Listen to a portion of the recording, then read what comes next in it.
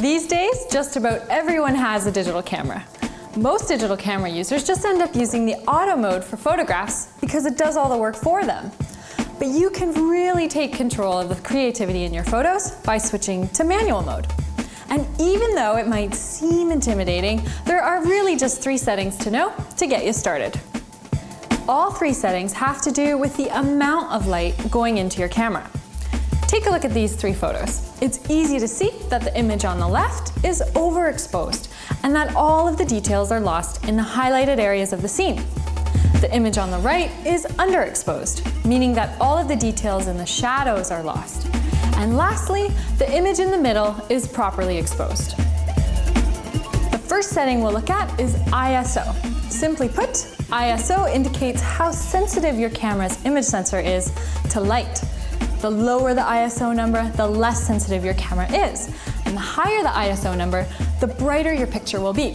But the trade-off is that you lose image quality the higher you go, so be aware of that. If you're aiming for a crisp image, you'll want to stick to a lower ISO number. And that leads us to the second setting, aperture, or f-stop. Within your camera lens, there is a diaphragm that controls the aperture. Much like the way your eye's iris works, the aperture controls the amount of light hitting your camera sensor. Aperture settings are specified by an F number, representing how big the opening of the lens's diaphragm will be. A large aperture, such as f1.8, will let in a lot of light to your sensor and help brighten up a dark scene. A smaller aperture, such as f22, will only let in a little light. So, if you're taking photos on a darker day, you want to let in more light with a larger aperture. If you're taking photos on a really sunny day, you'll want to use a smaller aperture so that you don't let in too much light. The last setting, and the one that's the most fun to play with, is the shutter speed.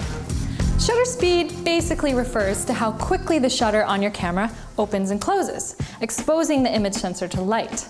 The faster the shutter speed, the less light you let in. The slower the shutter speed, the more light you let in. Shutter speed also affects how moving objects look in your image.